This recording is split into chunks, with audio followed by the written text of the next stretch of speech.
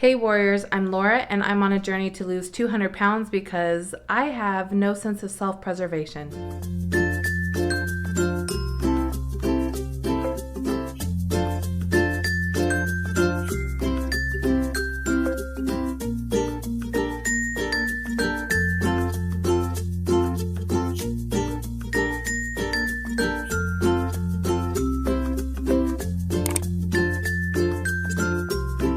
Today I thought I would take some time to address a question that I have gotten a lot since I started my channel back in, August, September of last year, especially when people found out that I am also a therapist. And that question is, when do I table my weight loss journey or weight loss attempts in order to just focus on my mental health? And in order to adequately address this question, I felt like it was time to get a little more real about my own mental health struggles. But first, a quick disclaimer: everything I will be saying will be based off my own personal lived experience with mental health challenges, as well as my personal experience being a therapist. But even though I am a therapist, I'm not your therapist.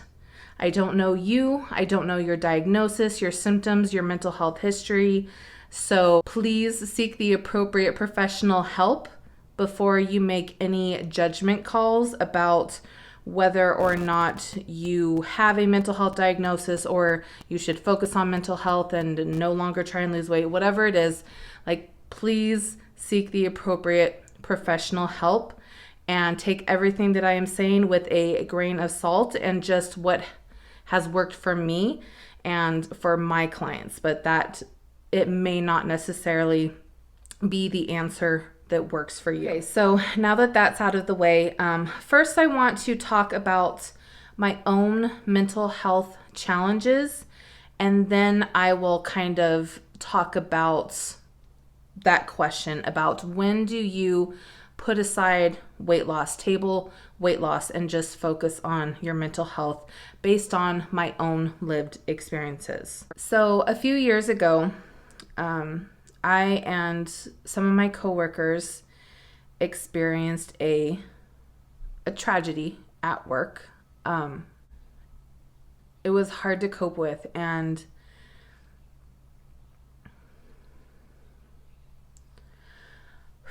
okay, I'm gonna try not to cry. Anyways, it was just a really difficult time for me, and I made the decision to access therapy through our employment assistance program through our agency. And it became really clear within the first couple of sessions that what I was experiencing wasn't complicated grief or situational depression, but that what had happened was just exacerbating symptoms that had been there for a long time, and that I had just been actively ignoring or explaining away because the symptoms weren't so severe that they were really impacting my functioning, at least not in the way that I knew that, other people struggling with mental health challenges experience lower functioning. And so I just thought that there was just something wrong with me, like me as a person, like there was just something wrong with me. Anyways, I think it was in my third session, she looked at me and she was like, "Laura, I believe you know full well what you're battling. How can I support you in being able to say it out loud so that we can move forward?" And that was just a really critical moment for me because I didn't want to say it. I did not want to label it because labeling it meant feeling like I was losing control, even though feeling like I was staying in control also meant that I was just nonstop shaming and guilt tripping and criticizing and beating myself up nonstop. At least I felt like I was in control. And now time for your regularly scheduled public service announcement. Laura Lynn is a control freak. There's a reason that I have never drank or done drugs or any other activities where I am not 100% in complete control of my faculties at all times. I am a control freak. Sorry, this is just like really hard to talk about. I mean, I haven't really even talked to my family about this, if that tells you anything, which I don't recommend, by the way. Like, talk to your support system, lean on your support system as needed. It's just one of those situations, you know, where with like your family and friends, you give them like the best advice ever, but then when you're in the same situation, you don't follow that advice. Well, I know this may come as a shock to some people, but therapists are not immune to this phenomenon either. I mean, I feel like I do a pretty decent job of practicing what I preach for the most part, but there are definitely some areas where there's just some room for growth. Yeah, I don't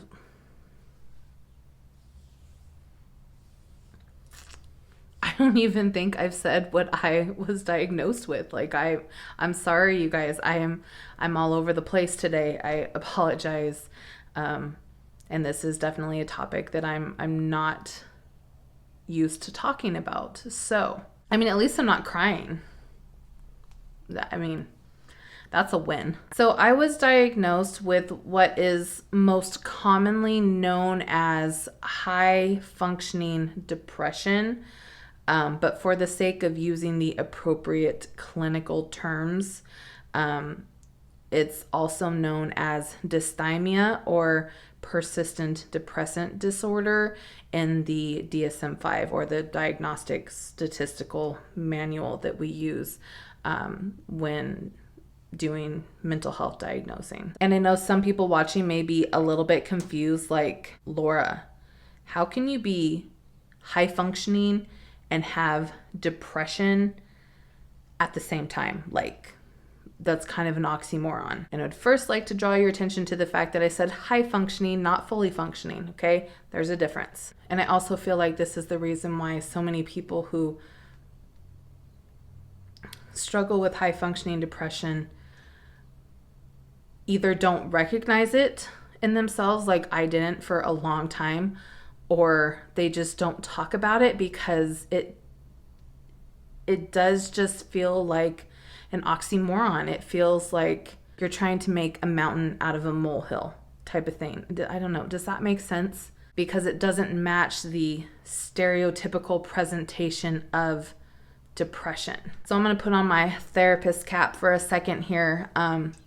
Clinically speaking, the signs and symptoms of dysthymia or persistent depressive disorder, or high functioning depression, whatever you want to call it. I'm just going to call it high functioning depression because that's what it's most commonly known as. But the signs and symptoms of high functioning depression are really similar to major depression, only less severe. And where a major depressive episode may only last, a couple weeks to a couple months, someone with high functioning depression experiences their symptoms persistently over a long period of time. And unlike with major depression, where your functioning is impacted greatly to the point where you may not be able to go to school or work or anything like that, the main hallmark of high functioning depression is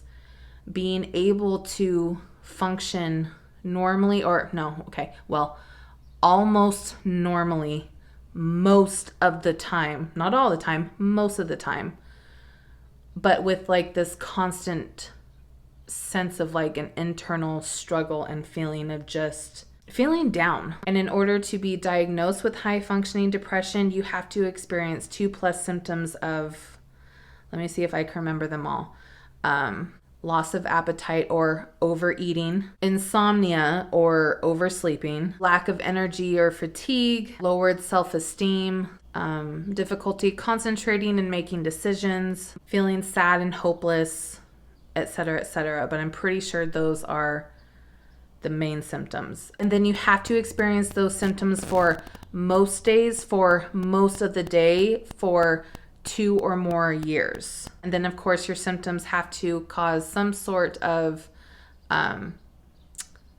significant distress or impact, I think, like 1 or more areas of functioning, like school, work, relationships, health, etc., which again goes back to almost normal functioning. And enough with the clinical mumbo jumbo. I'm going to remove my therapist hat and talk a little bit more from like what I personally experience, like what it actually feels like, because I feel like that's more illuminating, I guess, understandable. So for me, I kind of see mood and functioning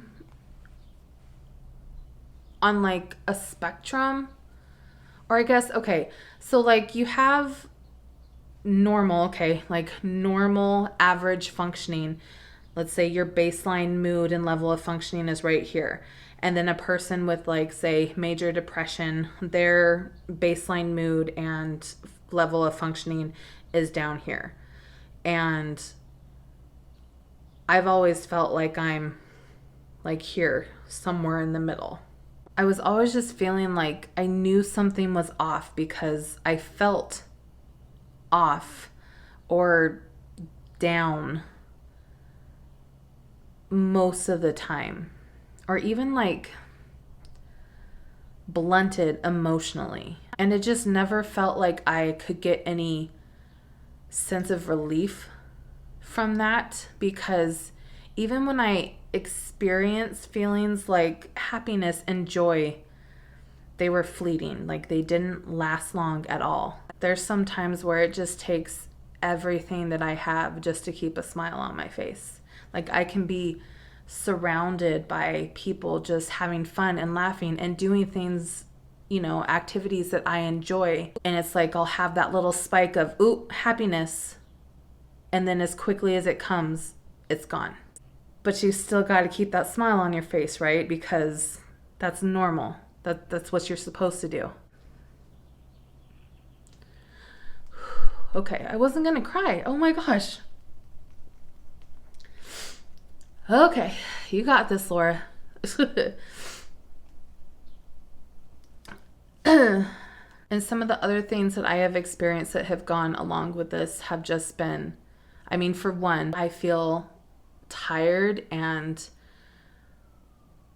low energy no matter how much sleep I do or do not get. I definitely have the overeating, aka binging. Like that's number 1 symptom right there. And another really weird symptom is just this feeling of feeling really lazy. And I know that other people around me have seen me as lazy at times, but it's because summoning the energy to do anything more than the absolute necessities to achieve normal functioning just feels downright impossible sometimes. Heck, even with things that I do well, like work or writing or anything like that, it's a huge challenge to be able to do those things, and not just do them, but like maintain focus and stay on task for any length of time. Heck, there are some days where it feels like literally everything that I do, even something as simple as brushing my teeth, feels like it takes a monumental effort to get done. And even though most days I am able to function at a level that allows me to get done all of the things that I have to get done in order to function at a almost normal level,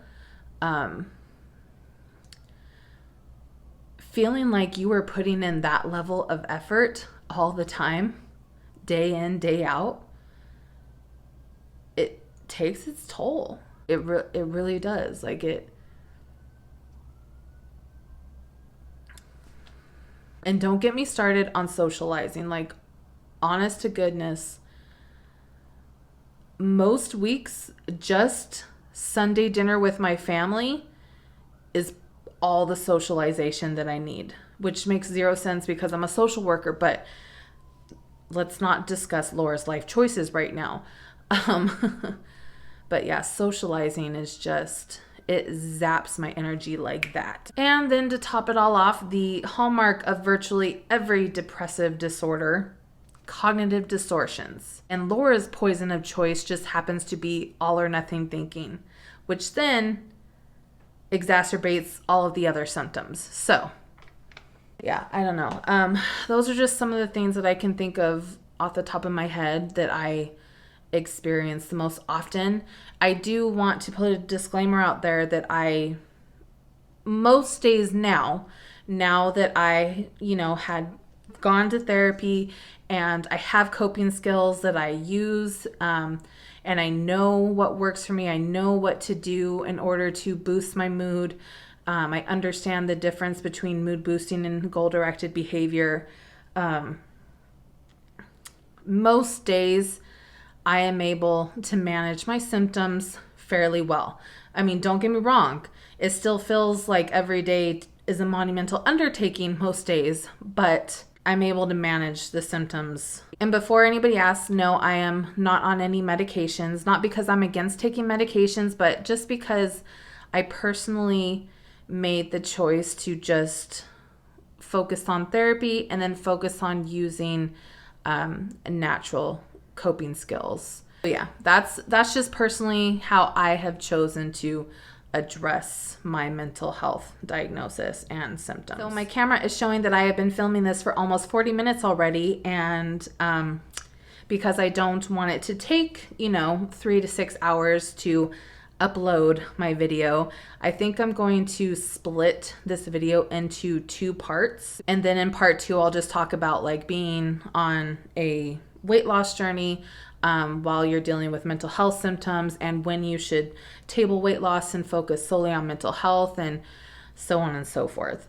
And that's just what I'll talk about in part 2, I guess. So make sure to watch part 2, which may be up today.